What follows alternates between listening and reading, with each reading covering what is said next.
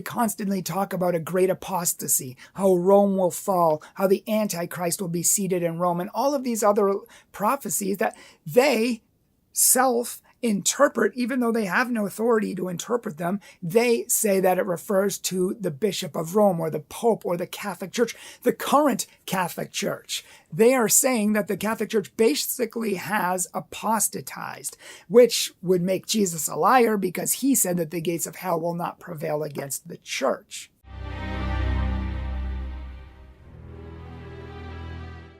As you see here, they say that Rome will lose the faith. Oh no!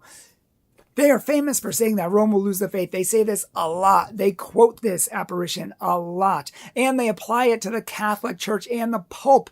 But how do they know it applies to the Pope and not to pagan Rome or just the city of Rome? But this is the same kind of mentality you hear from Rad Trads. They're assuming that Rome will lose the faith is the Pope or the Catholic Church, when in fact Rome could just be the city of Rome. I mean, many times, most times, in fact, biblical scholars say that the Antichrist will sit in the seat of actual Rome, not the Catholic Church, that it's an emperor, not a pope. And when you read the actual passages and you study the apparitions, then you see that this can't be and is not a pope.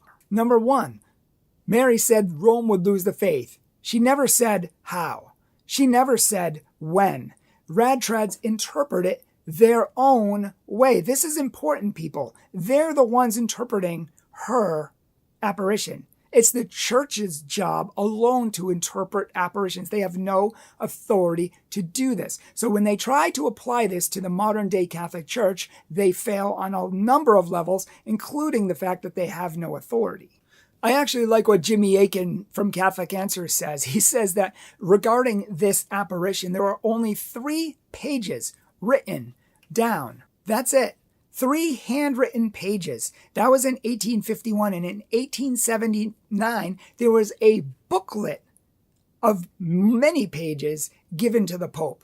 So clearly, many things were added to the original revelation. And it's very hard to discern, if not impossible to discern today, what the original revelation was, unless we see those 3 pages and all of the things that were added to it. So when we say Rome shall lose the faith, was that part of the original apparition? Or was that something that was added into the booklet that was then given?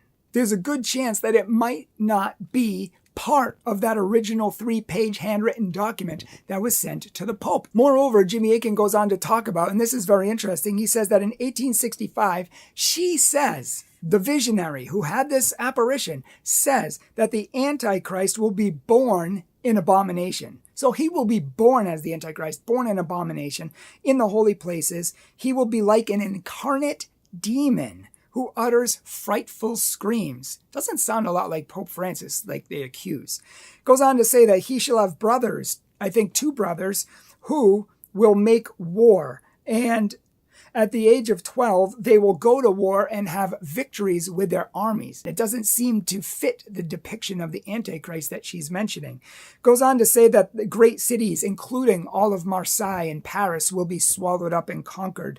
Earthquakes will swallow up these cities. A populace believing that everything is lost will be seeing nothing but murder, the clashing of armies, sacred blasphemies, and so much more. I mean, does this sound like what's going on today? Does this sound like what's sitting in Rome today? No, it's nonsense. And this is what happens when Rad Trads try to interpret things to their own end. They do what Protestants do. They do what atheists do. When Rad Trads say that the Pope has lost his authority, that he is the Antichrist, that the Catholic Church apostatized, are they not taking the exact playbook of the Protestants? They're ripping a page right out of the Protestant playbook because that's exactly what Protestants say. Protestants say that the Catholic Church is the Antichrist, the Pope is the Antichrist, the Catholic Church is for Satan, and they're going to destroy true Christians. They're persecuting currently true Christians. I mean, literally for 500 years, this has been the battle cry of Protestants. And now it's the battle cry of Rad Trads, literally the same thing. And Protestants and Rad Trads both rebel against the church in the same way.